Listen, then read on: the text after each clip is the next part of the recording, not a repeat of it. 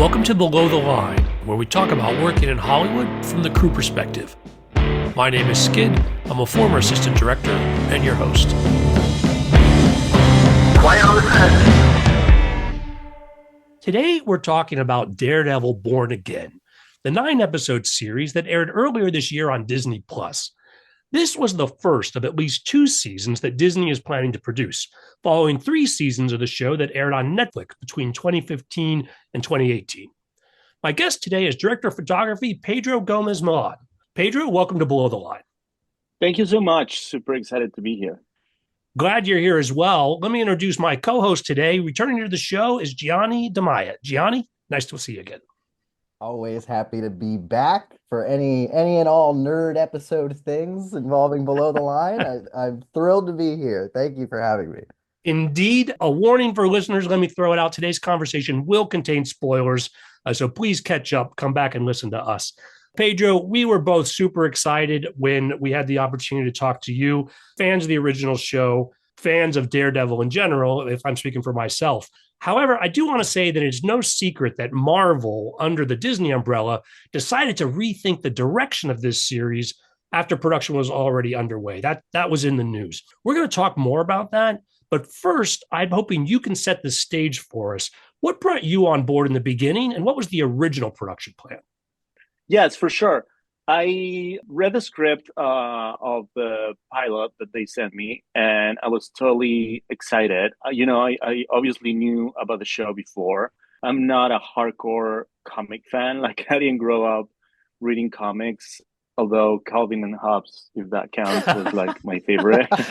I'm also a fan of Calvin and Hobbes. When that movie comes out, I hope you're on it as well. And they do a Calvin and Hobbes live action. I'm gonna be like first in line. Like, please let me do that one.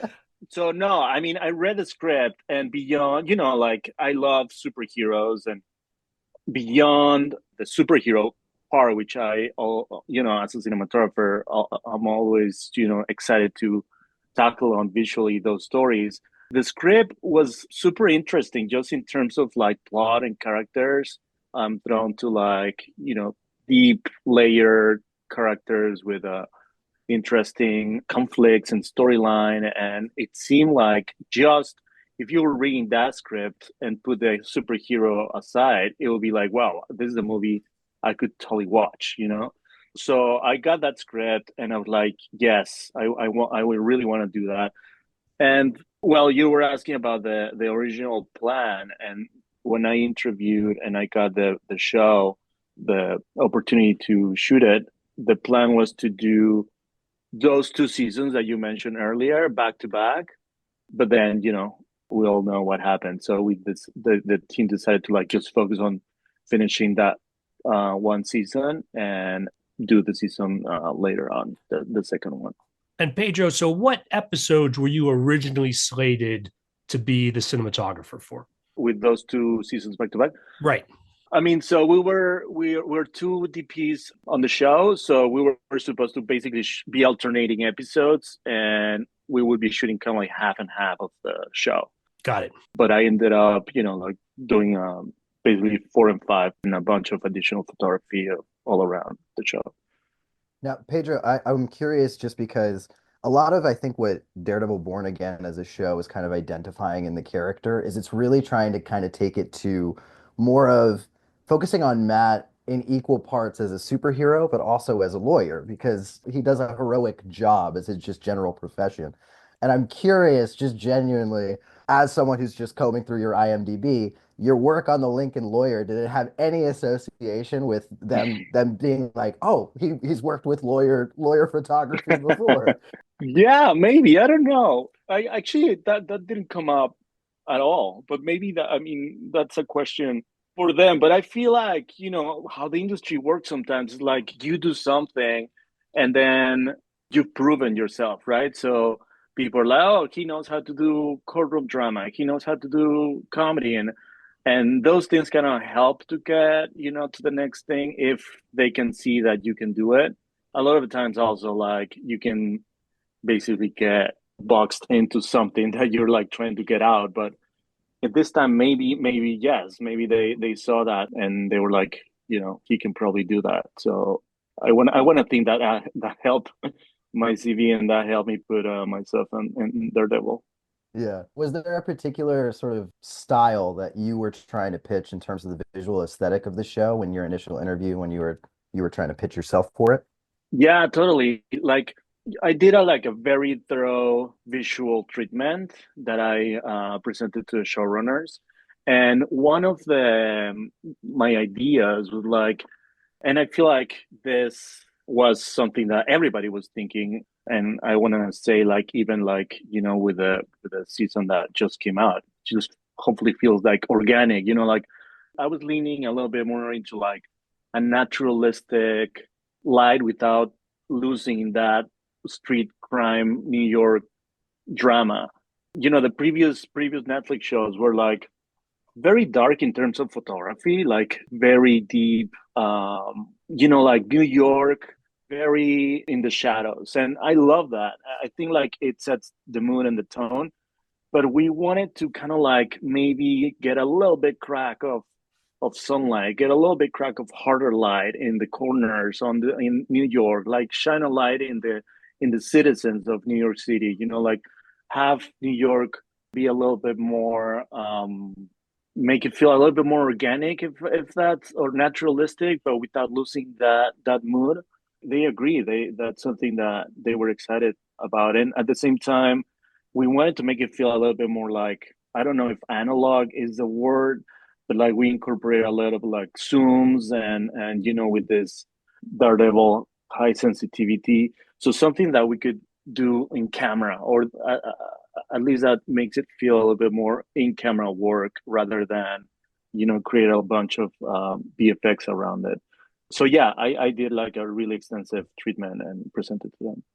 Very cool. And then I'm curious, just because you had touched on something about kind of New York City as a character, there's a lot of moments within the show that sort of take a break from the general action and distance itself and focus on just the groundspeople around New York City. They change the aspect ratio and it has a very different color, very different vibe in those sort of organic street level interviews. Was that something that was a part of your sort of treatment, or was that something that the other cinematographer gave that then you had to adopt or adapt to, or was that always the plan? Was that in the script? Talk us through that a little bit. Yeah, that's a very interesting side of the story. I mean, it was something that came up while we were shooting this after the strike, if I remember correctly. Someone found, and I can't remember the name of the documentary filmmakers, but like someone new on the team, they found this documentary filmmaker and they love, like the way they were shooting their movies. And they're like, what if we incorporate that into the story and interview New Yorkers as part of like, a storyline, or like Fisk, like as a major now, and how that story pushes forward. And then someone else, like it's great, like working on Daredevil too, because like as all these great creative projects, like someone comes up with an idea and someone else comes up with a different idea and then start bouncing it off. And I remember someone else saying like, what if this becomes kind of like the BB report? And it totally makes sense. I mean, she's a reporter, and then you tie it into part of the storyline. So it became like this kind of thing, like evolve. So what happened is, I think they shot that they got these filmmakers to do that part, and they shot it. I think at the end of principal photography. But yeah, I wasn't. It was not like my idea, creative deck. No, but that's amazing that it still has like that collaborative effort. It's like making an indie film in the same way that you're just bouncing off. Anybody has a good idea that it just kind of gets contributed to and stacked on. That's super cool that they were able to incorporate something like that in a TV show as big and publicized as this one. So that's very interesting. It was great. I mean, those meetings, like Fighting Sick, for example, like all these pre-visualizations. I remember sitting together in the room with the EPs, showrunners, directors, building upon like how we can make it better and how is this working. And I appreciate that. Like it takes a village to do these shows. So I think coming in and throwing ideas as far as like maybe they're off or maybe they're not so off because somebody can like bounce off of that and then it becomes a thing. So I really love that part. Pedro, you mentioned the strikes. And so that's an opportunity for me to bring us back to the timeline and talk about the development of this show. You're referencing the writer strikes, which happened in the middle of when you guys were filming. Tell us more about what went down and how the redirection came about. Yes, we were in the middle of the show. We completed 6 episodes, and I feel like Dario, the showrunner, have talked about this before. They had a very unique opportunity to take the time and see what we've shot so far, which doesn't happen very often. You know, you don't Right. have like a 8 month strike to like sit down on the footage and like edit it. So I feel like in a way that was a blessing in the sky. Like they were able to do that. So they look at the footage and they decided that, you know, they want to go more like the street crime drama tone that was in the previous show of Daredevil. So they needed to do a bunch of rewrites as well to kind of like also push the storyline in a different direction. So after the strike, we took a little bit to wait for the writers to like do all that work. So we came back as I mentioned before. We came back with a new plan of like finishing that season, and then there was like a bunch of adding scenes and reshoots that we needed to do in order to like, you know, get that creative in place. Did the visual language of the show have to change as well to keep up with the script rights? Yeah, that's actually a good question because they brought Aaron and Justin to reshoot the pilot. So the, you know, when you shoot a pilot, you're kind of like basically setting the tone and the visual language of a show. So if we're reshooting a pilot, then we also have an opportunity to come up with like a new visual language or like a different language that actually adapts to the creative, what we want to do. So in that sense, they're also the team came back to us and they were like, "Yeah, we like this what we've shot so far, like you know, naturalistic, sensitive camera of Matt. You know how we were shooting Matt with like sometimes low angles, and especially in those hypersensitivity moments when he's listening, like." Sometimes the camera can like found a flare on a street light that can like worked out for the character, or the greedy fight. There's that fight on episode 2 when the cops come in the apartment and Matt first start fighting them. So they love that, like they love that greedy look. So we were like, okay, let's just go in there and try to change the style a little bit. And there were also Aaron and Justin also came, and really they are very visual directors, like they have a very clear idea of what they like and their taste. So they also incorporated a lot of like, the zooms, like they brought the zoom part of the visual language into the story. So there you see these also big zooms. We call it the big doom zooms, when Daredevil is like listening, or Matt, because there's like different moments for Matt, and you'll see on the show like there's different times where like there's sometimes a flashback, sometimes a memory, he's remembering something, so sometimes he's actually listening to a conversation that's happening in the room or somewhere, like 100 feet away. So there's all these different moments of Matt that they all don't have to look the same. And I feel like that variety also adds some freshness to the show. So Aaron and Justin brought in the zooms, and that was like a really cool visual way to represent Daredevil, I think. So we kind of like adopted that style throughout the show. It strikes me that in a lot of the episodes where I can see the DNA of the original show, Disney in the scripting was making an effort to tie it in to other Disney shows, Hawkeye and Echo, and just some of where there are other connections. And then when we talk about the reshoots, that's where we start pulling forward more of the DNA of the Netflix version. I'm curious if that was also an issue on the visual side. In other words, were you asked to reference some of these other Disney shows when you were figuring out how Daredevil was going to look?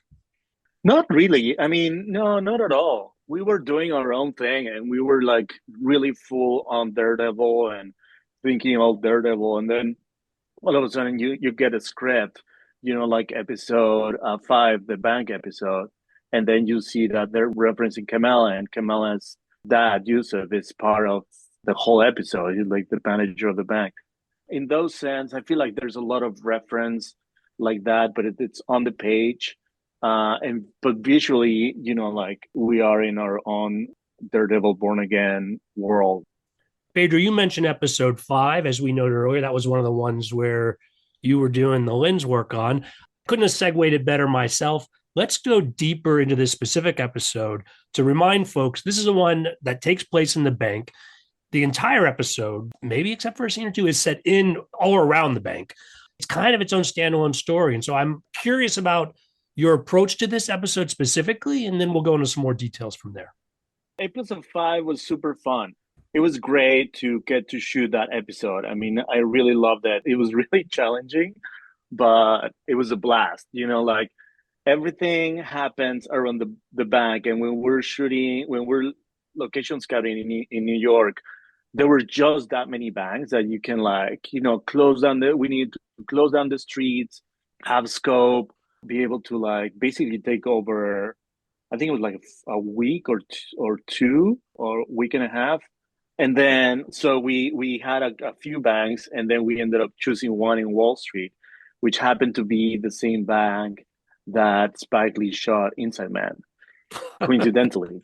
It was not like, but, and also before that, I mean, on the script, you have a bank heist and you have all these other elements that reference Inside Man, like, the masks, the hostages, police negotiation, whatever. But and then we're like, okay, we're also in the same location, and if you've seen it or not, like there's also a mural, the same mural in the lobby of the bank that Spike shot. So we're like, okay, it became like an homage to the movie, and we didn't want to reference beyond that because all the references are so on the page plus the location. So I was like also visually, and it's the middle of the show, so we're already set the visual style. So I just, we're going with it. But yeah, it was great. So we had the mural, and also like, who owns the right of the mural? Can we shoot the mural? I think at some point we were like, we cannot shoot the mural. We have to, limit the shots. And I'm like, how can we not shoot the mural? It's massive. It's a lobby. It's like we have action scenes. And luckily the team was like super supported, and they were like, don't worry about it. We got it. We got the rides. We were able to do it. And we also had, it was a very challenging location technically. The bank sits in the middle of Wall Street. So we were not able to close down the streets for, and it has like big windows, like, I don't know, like 15, 20 feet tall to like 10 feet wide on both sides. And then the streets are super narrow. There's like buildings up against it.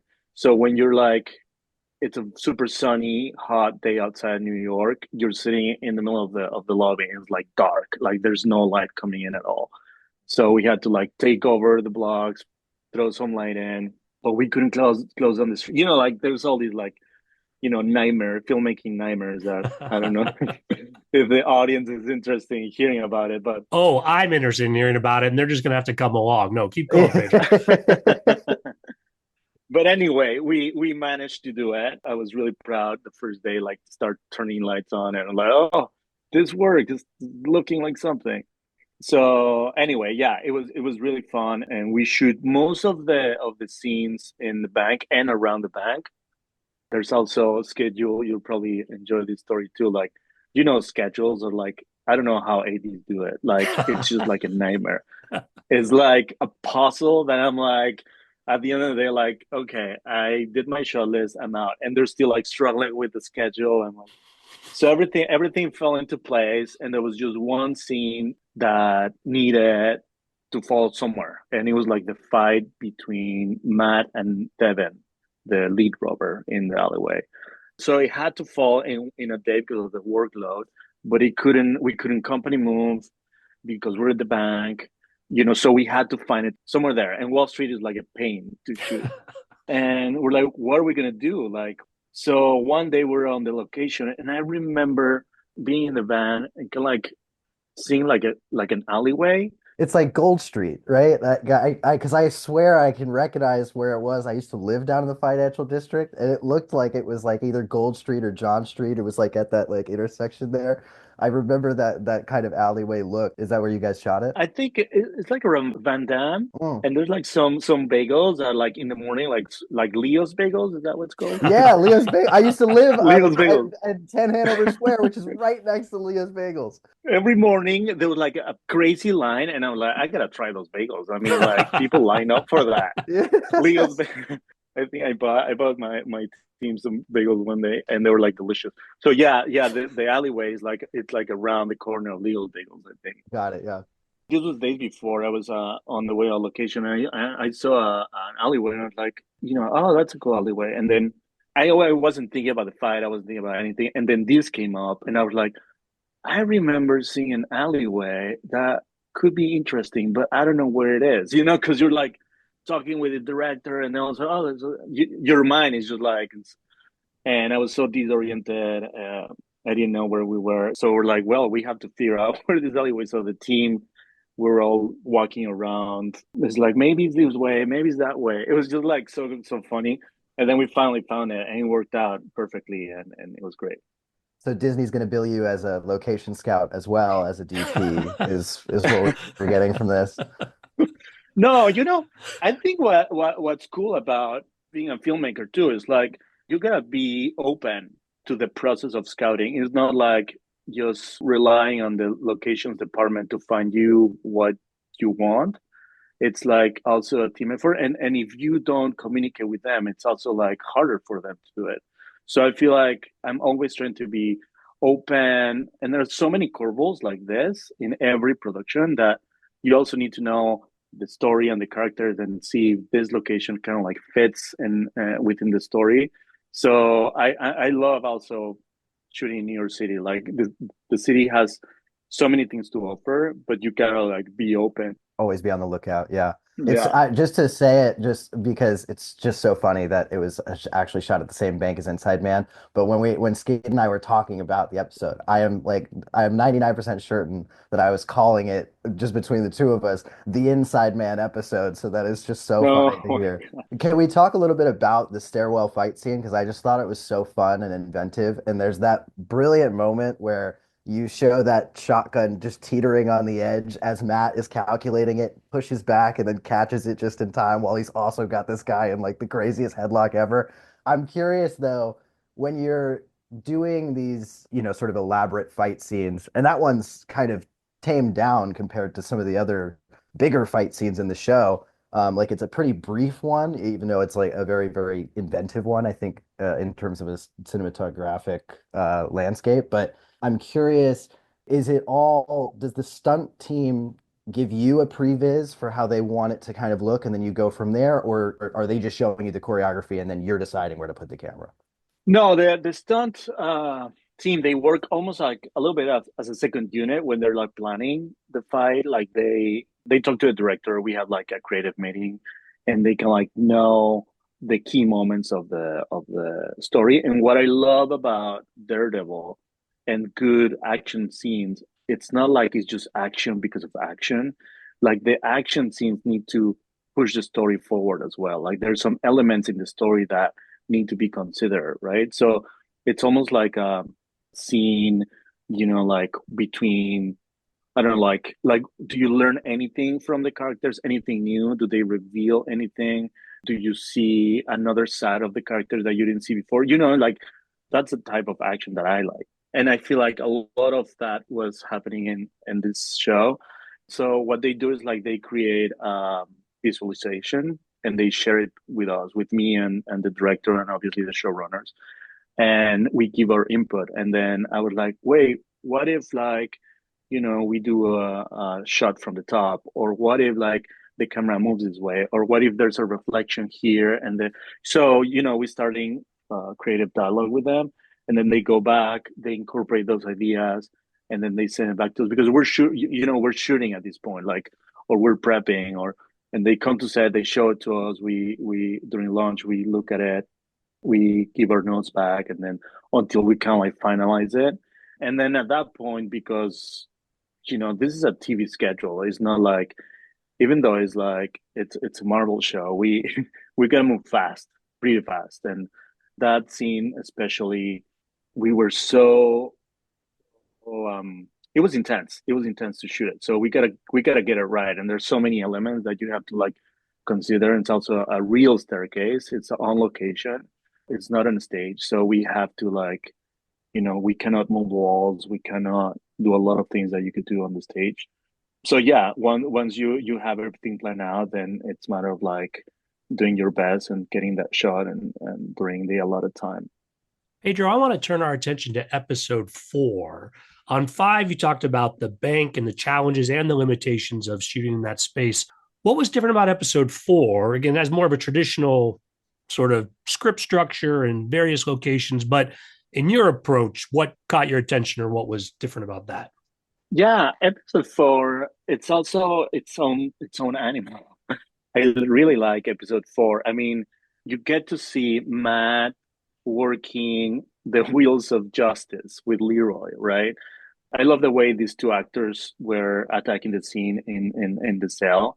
Like Matt is seeing in front of his eyes the injustice of the system and shooting it with close-ups to make it feel intimate and personal.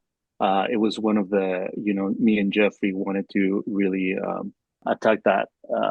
So I think that that side of Matt, it's also new at this point in the show. Like we're seeing, his daily work at the same time as we do Fisk in the Red Hook and going to the Latvian consulate and listening to these kids singing to him, and he's like, why am I here? Why am I doing this? Like, so we're seeing both characters doing their own thing in a way, and at the end it kind of like builds up to the end of the episode where like, and this is the camera and the cinematography and the editing, it's building towards that moment where you've seen two characters that are very different, very apart from each other, but at the end we find the common ground and we find the common points that make them also so similar. Like these are two characters that are struggling and they have inner conflicts and they're struggling to change.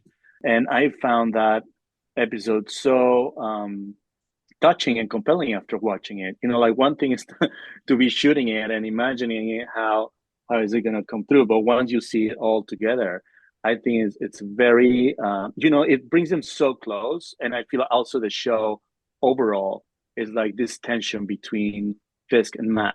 So that episode kind of like encapsulates the whole concept between those two characters, and I love it. Pedro, your point, there's the conflict between Fisk and Matt. And also, they're both having the same internal conflict where they're not really crazy about their day jobs.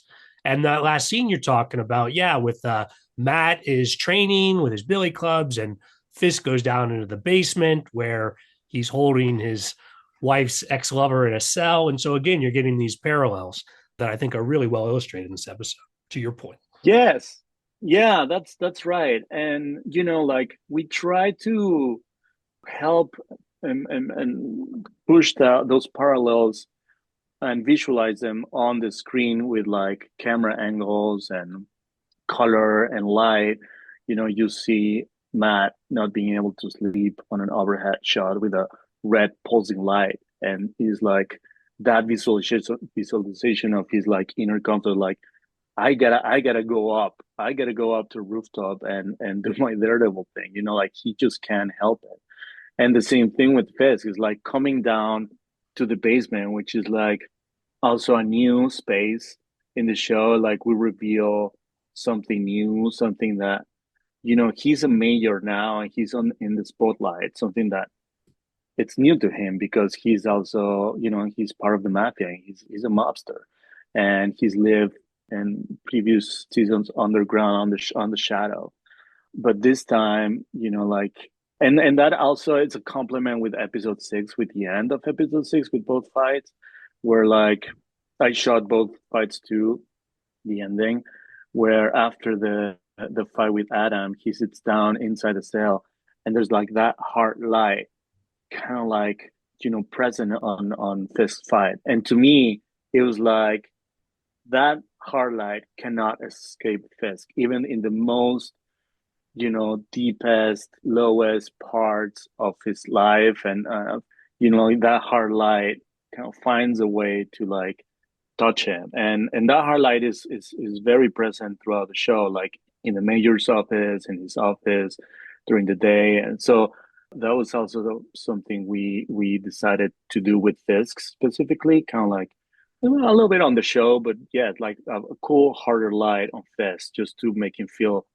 ominous and intimidating and powerful sometimes, but also like um, also sometimes like try to humanize him in a way so we can empathize with him. Like after the fight, he's there, he's powerful, he just almost kills someone, but in through my eyes, I was like, he's in so much pain in a way too.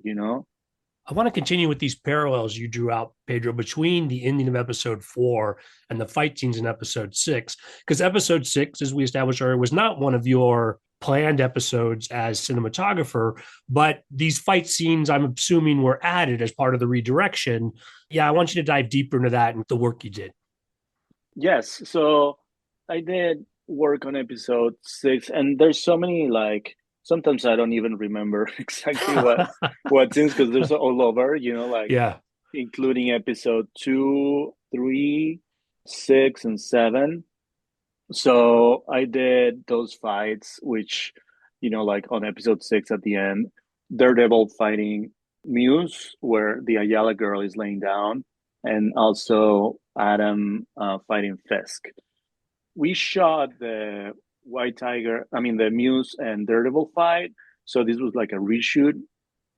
They wanted to incorporate the Ayala girl in the scene. That was not the plan. But, like the Fisk, again, these are very especially Fisk fight is a little bit like run dirty, like, and that was the plan. It's like we're just gonna go with it, and I mean it's obviously choreographed, and there's some previs and plan out, but it's not like it's raw. He's like almost tried to cut this guy out, but he contains himself. So there's like happy accidents in that scene. I remember we block it, we were ready to shoot, and then when on our first take, Fisk raises Adam up, and the overhead that's above the table starts like moving around the place, and there was something that we were not planning to do. Like we never saw it on the blocking, or and I'm like, wait a second, like how is this gonna cut with the rest of the scene? But at the same time, I liked it, and I looked at David Boyd, the director, and we're like, oh, okay, maybe we live with it. Maybe this is something that adds to the scene and adds to the chaos and to the violence, and so we decided to leave it on. We didn't want to have also the actors do it again. It was just great. It was like on the monitor you're watching, like this is amazing. Like why are we stopping something amazing that wasn't planned? Like it's just adding up to the scene. So it's one of those happy accidents that after that take we make sure like and David Boy was like tapping that light and kind of like figuring out the timing. Is it too is moving too much? Is moving too little? So it was fun. It was fun shooting those scenes. Yeah, it's amazing looking at it from a continuity standpoint, and I really can't tell, that, but knowing that in between takes, someone is trying to calculate out, like, okay, the swing would probably reach right about now, go, yeah, that's just Yeah, that's organic filmmaking, baby, and I know. and I love what you have to say too about how it does reflect the character as well. It feels like a raw, violent, very organic, very, from a primal place, which feels like, of course, it's going to get messy. Of course, it's going to start affecting the environment in ways that we probably wouldn't have anticipated otherwise. Yeah, I remember telling David Boy like, no, no, no, like this part of the scene, like it's already happened. So maybe that it's swinging a little too much. So like, we were doing like right before camera was about to roll. Like so we're like in the middle of the things, and me and David were like, no, like oh, pretty about the light. But yeah, it was fun, as you're saying, like, those things that come up, and being alert, and also have fun and make sure that those happy accidents do help the scene. Otherwise, you kind of like also have to pivot into another direction. Just touching on the other fight scene as well, because as we had said, they're cutting back and forth in this one. Um, in the first episode of the show, which I know you didn't shoot on, but there's obviously that pivotal fight scene right at the beginning where I think Disney, Marvel made a really bold choice in killing off Foggy, but something that keeps happening throughout that is as that shot, that trick oneer is constantly ongoing, Daredevil is hearing the dying heartbeat of his best friend. Were you aware that, as you're shooting this fight scene between him and Muse, that that's going to be something that's lingering in the audience's mind as well as the character's mind, as he's also listening to the potentially dying heartbeat of this girl that's left on the table by Muse? Was that something that was like a conscious choice, that it's like, we want to keep that as the forefront thing, pushing the stakes and elevating the scene? Yeah, yeah, yeah. That was part of the script. That was part of the idea of, incorporating the Ayala girl into this fight. Before that, it was just someone that Muse got off the street and it was laying down, and I don't think the heartbeat was part of it. But like the fact that they tie in one of the characters, especially this girl, is like, is the most innocent, trying to find justice for the death of his uncle. Is like, you're already cheering for her, right? So the fact that she's laying down on the table, and like only thing Daredevil cares about finding justice and saving people's life, and actually not killing even his most um, crazy enemies and adversaries. So I feel like that elevated the stakes of the scene and show us also, a side of Daredevil, or like, keep the theme of the story in the camera, in the show. So yes, when we're framing up, like Daredevil, and he's like listening the Ayala girl's heartbeat, and he's like hanging in the background, like Yeah. you think like he's gonna kill him, right? Or you think like he's just gonna like finish this. But the Ayala girl, the heartbeat, wins over that. So I think um that was great. Like I feel like the rewrites coming back after the strike made the show so much stronger, and so much like, in a direction where hopefully the fans are excited, and it's hard to please everybody, but from my point of view, I feel like it was exciting, to come back and start doing like this work that I was like, whoa, this is actually like really great work. Pedro, anything you can tease us about season two? I don't think so. Pedro, it's just us. We're having such a good time. Come on, tell us something. No, and I would love to know. I would love to know too. I'm a local in Los Angeles, so unfortunately, I'm there. They told me that they were looking for local in New York this time, so I'm not actually part of the show. So I have the same question that you do. All right, Pedro, we're in the same boat with us. We'll all watch it together when it rolls around. On that note, we're going to call it a wrap. It was a lot of fun having you here today. Thanks so much. Oh, thank you guys. It was really great. I had a blast too. Thank you for having me. Thank you so much for taking the time to talk to us, allowing us to just gush over cool work with cool characters, man. It's an absolute honor and a privilege, and hopefully see you again on the podcast. Perfect. Listeners, I always appreciate your feedback. You'll find my contact info at our website, belowtheline1word.biz. That's B-I-Z. You'll also find past episodes and links to all of our social media, so check it out. Pedro, not Daredevil, but where else are we going to see your work? Yes, I did a show that is called, I think they're still trying to find a title, but it was Pink Marine at some point, or maybe The Core. Yeah, one of those two. Maybe there's a third one, I don't know. but it's a Netflix show. It's really great. It's an adaptation of a book about a young man joining Marine boot camp in the 90s under the don't ask, don't tell policy, and he's a gay man and trying to find his identity through that experience. So it's really good. And who's the star of it? Is it someone we know that we can watch for that, even if they switch the title? Yeah, Vera Farmiga is on the show, and Miles Hazer is the lead, and Andy Parker is the showrunner. We will watch for that on Netflix. Closing credits, thanks to Curtis Five for our music, John Wan for our logo, and to all of our listeners, I appreciate you. The Below the Line logo is available on t-shirts, mugs, and stickers at redbubble.com. I'm still running the promotion that if you send me a picture of yourself in a Below the Line t-shirt, I'll thank you by name on the show.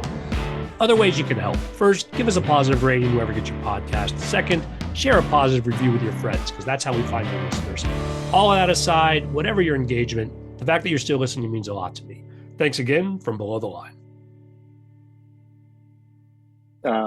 No, do I get to say something? No. Yeah, you can say whatever you like. That's the and if it doesn't come out great like this right now, I'm not going to say this in the final episode. Don't worry. So, Gianni only prompted you because I can see smiling that you're having a good time, but the listeners don't see that. So that was, I try not to laugh or make too many affirming noises because every time I'm on a podcast, I have the tendency to just be like, mm-hmm.